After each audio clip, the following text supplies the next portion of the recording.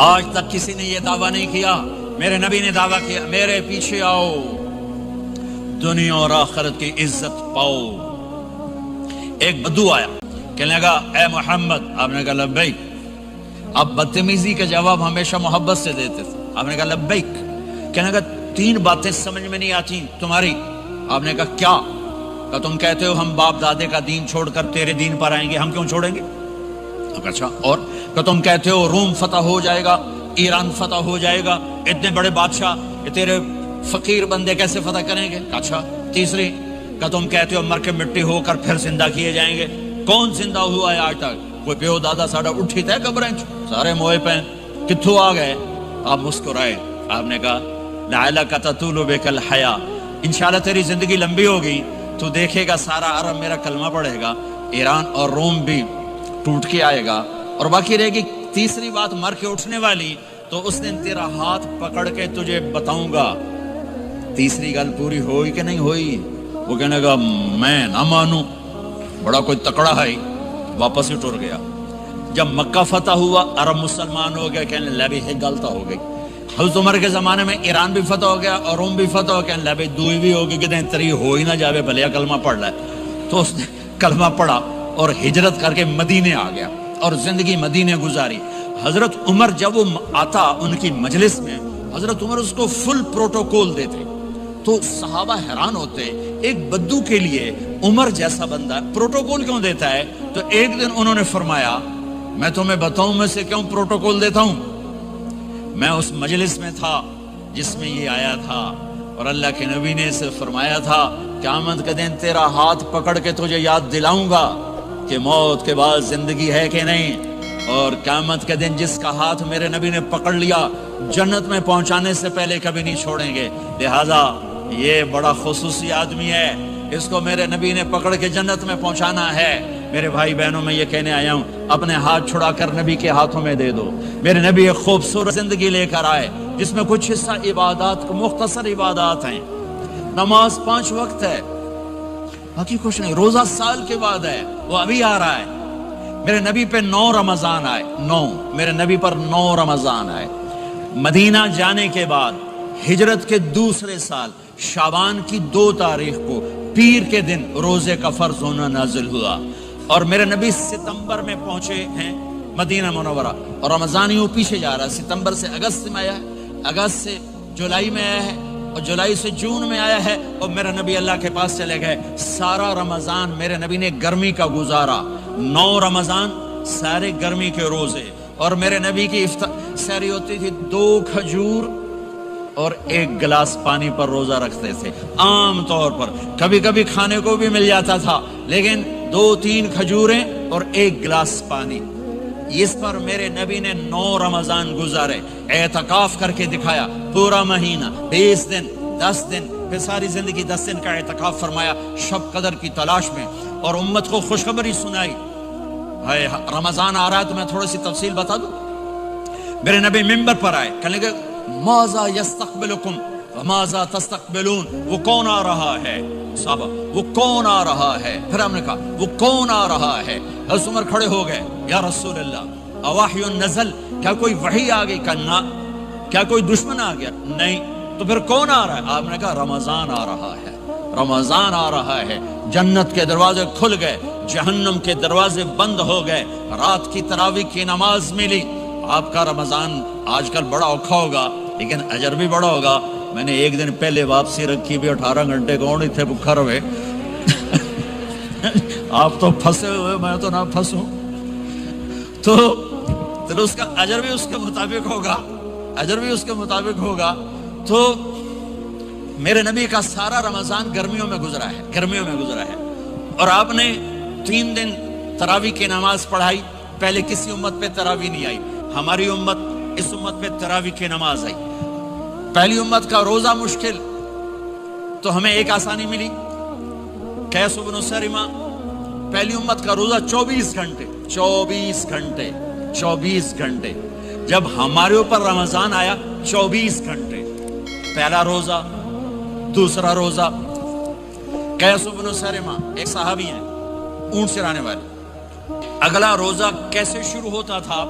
سورج ڈوبنے کے بعد آنکھ لگ گئی، روزہ شروع ہو گیا، روزہ شروع ہو گیا، جب تک جاگ رہے ہو کھاتے رہو، آنکھ لگی روزہ شروع ہو گیا۔ یہ گھر آئے، کہنے لگے بیوی سے کوئی افطاری ہے؟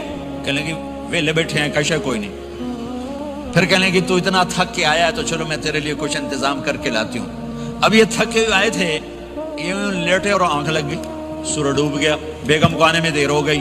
جب وہ آئی دیکھا تو سوئے ہوئے، کہا لگتا ہے ابن سریمہ، ارے سریمہ کے بیٹے تیرا تو کام ہو گیا۔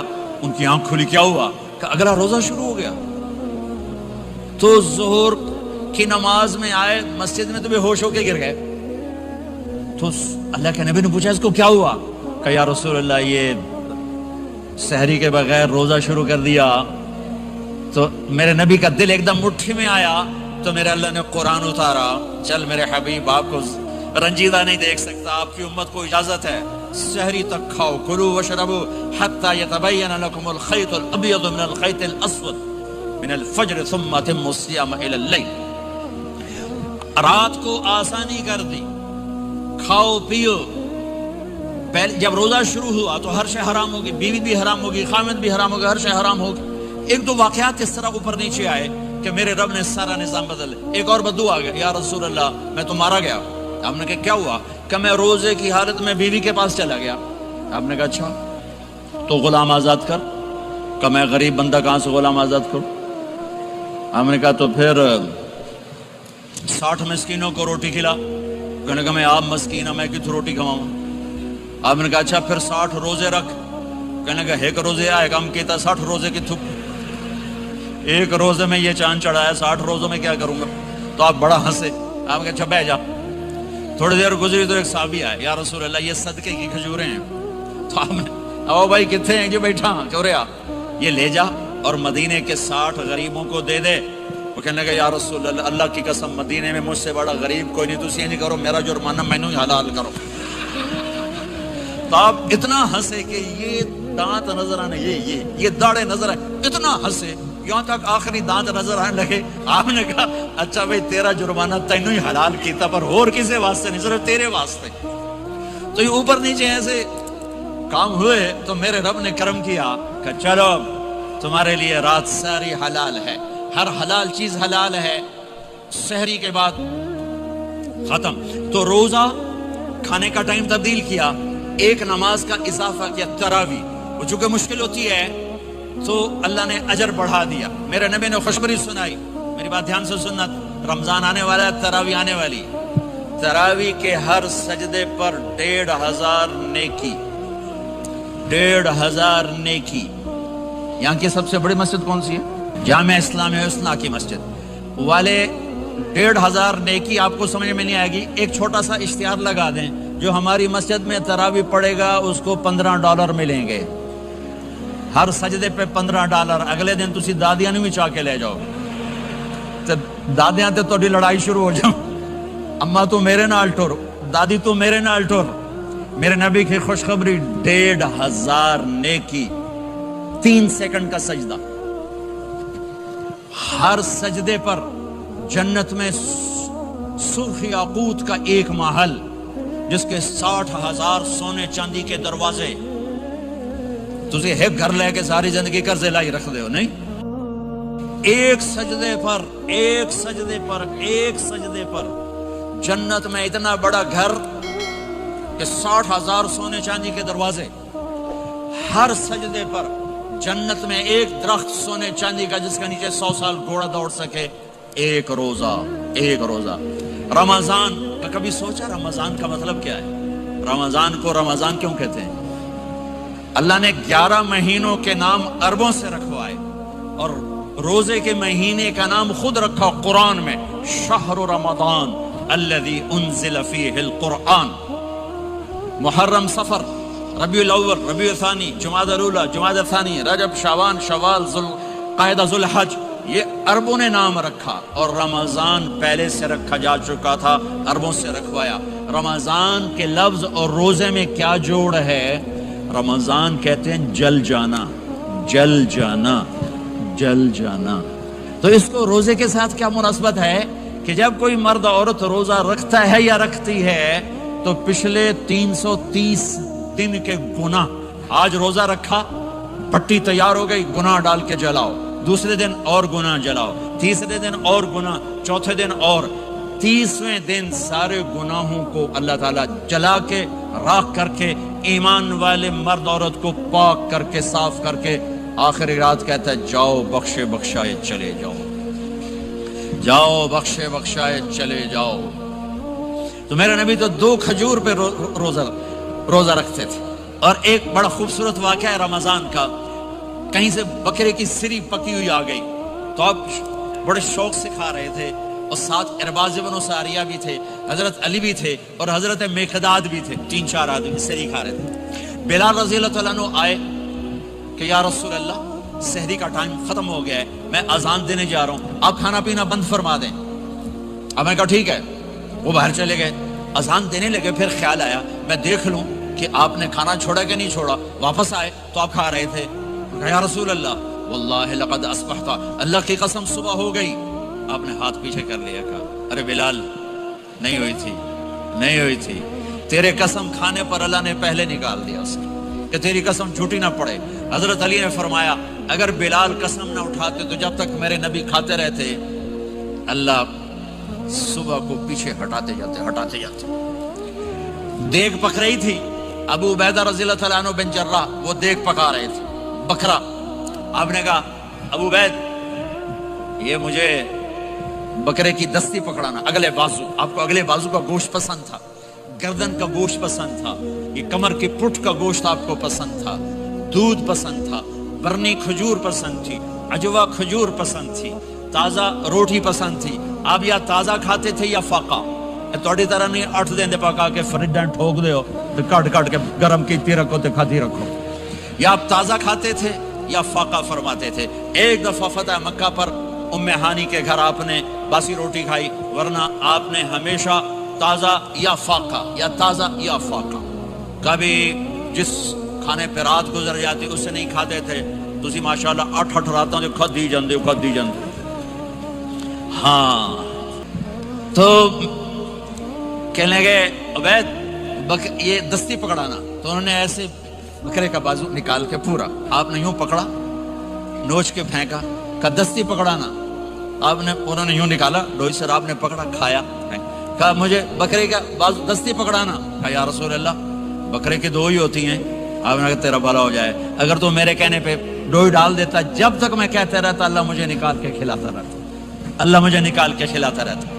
اللہ نے رمضان بھیجا ہوا ہے، رمضان آ رہا ہے، اللہ کی رحمتوں کا جنت کے دروازے کھل گئے، جہنم کے دروازے بند ہو گئے، ایک دوسرے کو معاف کر دو، روزے کی حفاظت کرو۔ آپ بہت سے بہن بھائی آئے بیٹھے ہو، لڑے ہوئے ہوگے، ناراض ہوگے، میاں بیوی لڑے ہوئے ہوں گے، بھائی بہنیں لڑی ہوں گی، رمضان آ رہا ہے، تیاری کرو۔ جیسے حج پر جانے سے پہلے معافیاں مانگتے ہو، رمضان سے پہلے بھی ایک دوسرے سے معافی مانگو، ایک دوسرے کو معاف کرو، ایک دوسرے کو درگزر کرو، خود جا کے معافی مانگ لو، اللہ آپ کا مقام اونچا کر دے گا، مرتبہ اونچا کر دے گا۔ آخری رات اللہ تعالیٰ فرماتے ہیں جاؤ تمہارے رات کی قیام اور دن کے روزے کے بدلے تمہیں سب کو معاف کر دیا، مانگو۔ اور ایک رات اللہ نے شب قدر بنائی جو 1000 راتوں کے برابر کر دی۔ وہ آج آپ کی تو راتیں بڑی چھوٹی ہیں، 5 راتیں جاگ لو، 3 گھنٹے دی بھی نہیں رات ہوندی، تو 5 راتیں جاگ لو، 21 23 25 27 29، ان میں سے ایک رات ضرور شب قدر ہوگی۔ ایک رات کا جاگنا 80 سال کی عبادت سے بڑھیا ہو جائے گا، صرف ایک رات کا جاگنا، ایک رات کا جاگنا۔ ایک شرط ہے، دل میں بغض نہ ہو، نفرت نہ ہو، حقارت نہ ہو، کسی مسلمان کو حقیر نہ جانو، بلکہ کسی انسان کو حقیر نہ جانو، تو آپ کی بندگی اللہ کی بارگاہ میں پہنچ کر آپ کے مقام کو اونچا کر دیں گی۔ تو عبادات میں ایک نماز ہے، پھر کو روزہ ہے، پھر زکوٰۃ اور حج مالدار لوگوں کا فریضہ ہے، غریبوں کا نہیں ہے، متوسط طبقے کا نہیں ہے۔ تو عبادات کا جو نصاب ہے بڑا مختصر ہے۔ 5 نمازوں پہ کتنا وقت لگتا ہے؟ روزے سال کے بعد آتے ہیں، گنجائش ہے، بیمار ہو بعد میں رکھ لو، مریض ہو بعد میں رکھ لو، زکوٰۃ سارے سال میں کسی وقت دے دو، حج زندگی میں کب کسی وقت کر لو۔ یہ ایک چھوٹا سا نصاب ہے۔ دوسرا میرے نبی کی زندگی کا پہلو جسے میں ہائی لائٹ کرنا چاہتا ہوں، جو نمایاں ہے، جو روشن ہے، وہ میرے نبی کی زندگی ہے، وہ میرے نبی کے اخلاق ہیں، وہ میرے نبی کا درگزر ہے، میرے نبی کا پیغام محبت ہے۔ میرے نبی نے فرمایا اسلام کا سب سے مضبوط عمل کیا ہے؟ ایو عروض اسلام اوثق، صحابہ نے کہا الصلاۃ، نماز، آپ نے کہا نہیں، جہاد، آپ نے کہا نہیں، روزہ، آپ نے کہا نہیں، حج، آپ نے کہا نہیں، اسلام کا سب سے مضبوط عمل کیا ہے؟ صحابہ، نماز، جی نہیں، جہاد نہیں، روزہ نہیں، حج نہیں، اچھا یا رسول اللہ پھر کیا ہے؟ سنو اور سے توجہ سے، میرے نبی نے فرمایا اسلام کا سب سے مضبوط عمل آپس میں محبت کرنا ہے، اللہ کے لیے محبت کرنا ہے، اللہ کے لیے محبت کرنا ہے، اللہ کے لیے محبت کرنا ہے۔ اسلام پیغام محبت ہے، میرے نبی کی زندگی محبت کی پوری تصویر ہے، کسی سے نفرت نہیں، بغض اللہ کے لیے، محبت اللہ کے لیے، یہ اسلام کا سب سے مضبوط عمل ہے۔ میرے بھائیوں، میری بہنوں، اب دور دراز جگہ میں ہو، اب آپ یہیں کے، جن کے پاس پاسپورٹ ہیں وہ یہیں کے شہری ہیں، یہ آپ کا دیس ہے، یہ آپ کا وطن ہے، اسے محبت سے بھرو۔ پاکستان کی نفرتیں یہاں نہ زندہ کرو، ہندوستان کی نفرتیں، بنگال کی نفرتیں یہاں مت زندہ کرو، آپس میں امت بن کے رہو، مذہب کے نام پہ مت لڑو۔ یورپ میں یہ آگ لگی ہوئی ہے، میں بہت عرصے کے بعد آیا ہوں، مجھے نہیں پتا کہ یہاں مذہبی نفرت ہے یا نہیں ہے، لیکن چونکہ یورپ میں بہت دفعہ جانا ہوتا ہے، ہر سال ہوتا ہے، وہاں یہ جھگڑے، نفرتیں، ہماری مسجد، تمہاری مسجد، ان کے پیچھے نماز نہیں، ان کے پیچھے نماز نہیں، یہ تو مسلمان ہی نہیں، یہ تو گستاخ رسول ہیں، یہ وہابی ہیں، یہ کافر ہیں۔ دیکھو میں ہاتھ جوڑتا ہوں، امت بن کے رہو، امت بن کے رہو، مومن بن کے رہو، مسلم بن کے رہو، مومنہ بن کے رہو، مسلمہ بن کے رہو، اختلاف رائے کو برداشت کرو۔ یہاں چاند کے مسئلے میں اختلاف ہوتا ہے، روزے کے ٹائم میں اختلاف ہوتا ہے، علماء سے کہتا ہوں اس اختلاف کو مٹھاؤ، جس میں سہولت ہو سارے وہ لے لو، امت میں تفریق نہ پیدا کرو۔ یہ علماء کے سامنے ہاتھ جوڑتا ہوں، جس میں امت کو زیادہ سہولت ہو، ما خیر بین امرین الا اختار ایسرہما، دو کام جب میرے نبی کے سامنے ہوتے تھے، جو مشکل ہوتا تھا چھوڑ دیتے تھے، جو آسان ہوتا تھا لے لیتے تھے۔ تو میرے بھائی بہنوں، یہ مذہب کی نفرت پاکستان میں، بنگلہ دیش میں اور انڈیا میں آگ لگی ہوئی ہے۔ امت بن کے رہو، امت بن کے رہو۔ اگر آپ اور میرا مسائل میں اختلاف ہے تو یہ ہماری محبت کو نہ ختم کرے، ہمارے تعلق کو نہ ختم کرے، ہماری نفرتیں نہ پیدا ہوں۔ اختلاف ہے، شروع سے تھا، آج بھی ہے، آئندہ بھی رہے گا، لیکن اللہ کے واسطے، اللہ کے واسطے، اللہ کے واسطے اس کو محبت میں بدلو، اسے محبت میں بدلو، اسے محبت میں بدلو۔ اختلاف رائے کو برداشت کرو، مذہب کے نام کی نفرت کو ہوا نہ دو، ہوا نہ دو، اس کو ٹھنڈا کرو، اس پر پانی ڈالو، اسے بھڑکاؤ نہیں، اس پر پانی ڈالو۔ میرے نبی نے عبداللہ بن ابی سے نباہ کر کے دکھا دیا، جو منافقوں کا سردار، باقی منافقوں کا تو کسی کو پتہ نہیں تھا سوائے میرے نبی کے، عبداللہ بن ابی کا منافق ہونا سب کو معلوم تھا، یہ منافق ہے، اور آپ کے پیچھے نمازیں پڑھتا رہا، آپ نے اس کے اپنے ساتھ رکھا، لیکن آپ پانی پی رہے تھے۔ عبداللہ بن ابی کے بیٹے عبداللہ پکے صحابی تھے، کہنے لگے یا رسول اللہ تھوڑا پانی تو بچا دیں۔ آپ نے کہا کیا کرو گے؟ کہا اپنے باپ کو پلاتا ہوں شاید ایمان مل جائے۔ آپ نے پکڑا دیا، گھر آیا، کہا ابا یہ پانی پی لے۔ کہنے لگے یہ کیا ہے؟ کہا یہ میرے نبی کا بچا ہوا پانی ہے، پی لے شاید تجھے ایمان مل جائے۔ سنو، کہنے لگا وہاں سے کسی کا پیشاب لیا وہ پی لوں گا، یہ نہیں پیتا، کسی کا پیشاب لیا وہ پی لوں گا، یہ نہیں پیتا۔ وہ واپس جا کر کہنے لگے یا رسول اللہ اجازت ہے میں اس کا سر اڑا دوں؟ آپ نے کہا نہیں، تیرا باپ ہے، یہ کام نہیں کرنا، میں نہیں چاہتا کہ لوگ کہیں محمد اپنے ساتھیوں کو قتل کرتا ہے۔ اور جب وہ مرا کم وقت ان کے بیٹے آئے، یا رسول اللہ میرے باپ کا جنازہ پڑھائیں گے؟ آپ نے کہا پڑھاؤں گا۔ کفن دیں گے؟ کہا دوں گا۔ کہ اپنا کرتا دے دے، آپ نے کرتا اتار کے دے جا، اس کو کفن دے دو کہ شاید کم وقت بخشا جائے۔ اور اب اتنی نفرت ہے کہ ایک دوسرے کا جنازہ بھی نہیں پڑھتے، سلام بھی نہیں کرتے، مسجدوں میں لڑائیاں ہو رہی ہیں۔ آپ نے کرتا دیا، اس کو پہنایا، آپ جنازے کے لیے کھڑے ہوئے، حضرت عمر آگے آ گئے، یا رسول اللہ آپ کو پتہ یہ کون ہے؟ کہ عمر مجھے بتاتے ہو یہ کون ہے؟ مجھے نہیں پتا کون ہے۔ کہ اس کا آپ جنازہ کیوں پڑھ رہے ہیں؟ کہ اللہ نے کہا ہے پڑھ یا نہ پڑھ میں معاف نہیں کروں گا، تو میں پڑھتا ہوں شاید اللہ معاف کر دے۔ یہ میرے نبی کے اخلاق ہے، یہ میرے نبی کے اخلاق ہیں، یہ میرے نبی کی خوبصورت زندگی ہے۔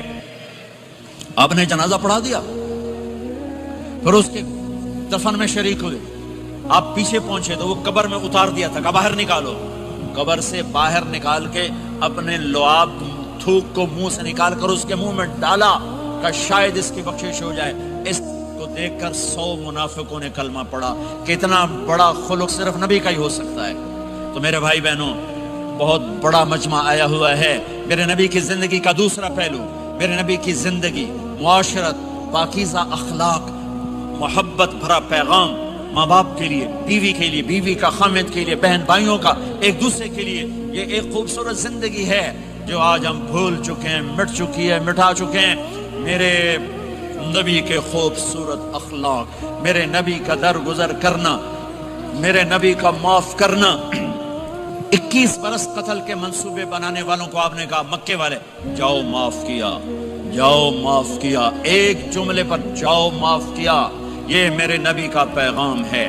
میرے نبی کے اخلاق سچائی، میرے نبی کے اخلاق دیانتداری، میرے نبی کے اخلاق صدق و امانت، سب سے زیادہ ہائی لائٹ جو مکی زندگی میں آپ کی صفت ہوئی، صادق امین، سچا امانت دار، سچے امانت دار۔ میرے نبی سے پوچھا گیا، یا رسول اللہ، مسلمان بزدل ہو سکتا ہے؟ کہاں؟ کنجوس بخیل ہو سکتا ہے؟ کہاں؟ یا رسول اللہ، مسلمان جھوٹ بول سکتا ہے؟ کہا نہیں، جھوٹ نہیں بول سکتا۔